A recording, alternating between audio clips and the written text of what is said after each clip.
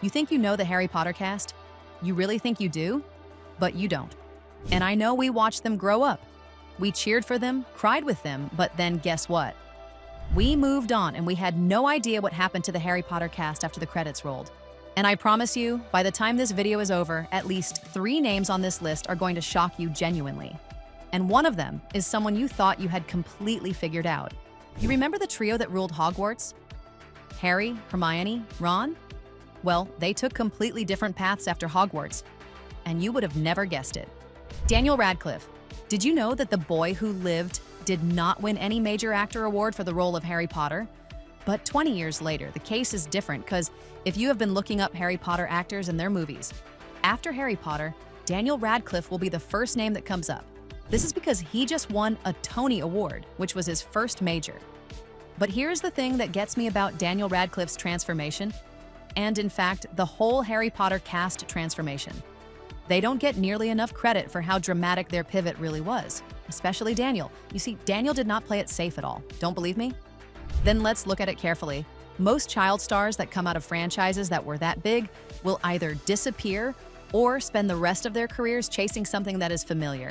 Daniel went in the opposite direction. He played a flatulent corpse in Swiss Army Man. He played Weird Al Yankovic in a biopic that earned him an Emmy nomination. He showed up in The Lost City alongside Sandra Bullock and Channing Tatum with a full head of hair that became its own meme. Every role felt like he was screaming to the public, "I am not the boy with the scar." And can you guess how much he is actually worth? If you guessed $50 million, then you are wrong, because Daniel sits comfortably at the top with an estimated net worth of $110 million. And you will never believe this, but the young man has barely touched it. Why do you think he doesn't? Let us know in the comments. Emma Watson. Emma Watson almost quit acting, and the world didn't blame her, but why? Before I answer that, did you ever wish that Emma Watson could have just stayed Hermione forever? Because I did. Oh, and if she wanted to, the endorsement deals alone would have taken care of it. But Emma didn't want that for herself. In fact, she is the answer to the question, what happens when Harry Potter child actors grow up and actually decide to become something more than their most famous role?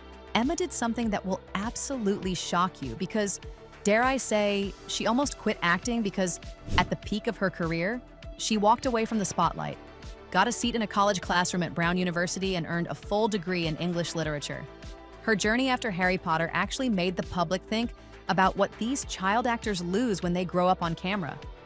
When people who were obsessed with Harry Potter cast looked up her real age, they discovered that she was only 10 during the early development of the film. 10 years old, it felt like her childhood had been taken. So, when she went back to school, many people saw it as the best thing. But then she shocked everyone again when she came back to Hollywood and played Belle in Disney's live-action Beauty and the Beast in 2017, a film that grossed over $1.2 billion worldwide, and then turned around and delivered a quiet, grounded performance as Meg March in Greta Gerwig's Little Women. And she is doing all of this sitting on an estimated $85 million net worth, making Emma Watson one of the richest Harry Potter actors today and the second wealthiest of the trio. Rupert Grint. You will not believe what Rupert Grint did after Harry Potter. The young man had always said that it was expected of them to go off the rails and follow the child star stereotype, but what he did instead shocked everyone. He became a father, named his daughter Wednesday after Wednesday Addams, then created an Instagram account to show her off and set a Guinness World Record for reaching 1 million followers in 4 hours. Rupert satisfied the curiosity of people who always wanted to know more about the Harry Potter cast families and the situation of their children. Just like Daniel and Emma chased different paths, Rupert chased a quieter path where he had a career that was his own and a life outside the camera. But did he totally stay out of the cameras? No, he did not, because out of the trio, he has had one of the darkest and most interesting TV works. He starred in Apple TV's psychological horror series, Servant, which ran for 4 seasons. It was about as far from Ron Weasley's comic relief as you could possibly get, but Rupert was still excellent in it. For anyone who only knew him as the funny one, watching him in Servant was a genuine revelation. Rupert Grint sits at an estimated $50 million, the lowest of the trio. Neville became totally unrecognizable after Harry Potter ended, and the next person will make you gasp at the transformation. Matthew Lewis, Neville Longbottom. Let me ask you something. If someone told you in 2001 that the awkward kid in the fat suit and fake teeth, the one who kept falling off his broomstick and forgetting his spells, would one day be cast as a brooding romantic lead that audiences genuinely fought over, would you have believed them? Because that is exactly what happened to Matthew Lewis. And if you ask me, I can boldly say that it is the Harry Potter actor's biggest glow-up the entire franchise has ever produced. In Harry Potter, Matthew was designed to look not just clumsy, but forgettable. And it was done on purpose. But then, Deathly Hallows happened. And when the costume came off, the internet collectively lost its mind. Matthew did this on purpose. He worked hard and made sure that his career after Harry Potter was one that the public could describe as grounded and versatile. He landed a supporting role in Me Before You in 2016, alongside Emilia Clarke and Sam Claflin. This film made the whole world cry, but Matthew didn't stop there. He also starred in All Creatures Great and Small as a charming, aristocratic suitor, a role the New York Times described as achieving the character's natural confidence incredibly well. So Matthew moved from Neville to Hugh Halton. Let that transformation sink in. Even when Matthew's transformation is mind-blowing, just wait till you see what the actual villain of Harry Potter did. Tom Felton, Draco Malfoy. Growing up, we all hated Draco Malfoy, right? Was it just me? Okay, well, the actor who played that role was none other than Tom Felton, and he took his career to a place absolutely no one believed it could go, but honestly, it is one of the most interesting things any of the Harry Potter cast has ever done. After Potter wrapped, Tom Felton showed up in some genuinely impressive places. He had a recurring role in the DC superhero series The Flash, he appeared in Rise of the Planet of the Apes, and he performed in London's West End in 2022. But none of it prepared people for what came next, and it will leave you gasping. In October 2022, Tom Felton released his memoir, Beyond the Wand, The Magic and Mayhem of Growing Up a Wizard, which debuted at #1 on the New York Times bestseller list. If you have read it, you can already see where this is going. The memoir was raw, and he talked about his struggles with alcohol, his time in rehab, and the disorienting experience of being a globally recognized villain before you are even old enough to vote. But can you believe that after this man spent a year building an identity outside Draco, he announced in June 2025 that he would be reprising his role as Draco Malfoy in the Broadway production of Harry Potter and the Cursed Child? Is this madness or peace? Let us know your thoughts in the comments. You didn't know this, but some of the adult stars took their careers to amazing heights. Julie Walters, Molly Weasley.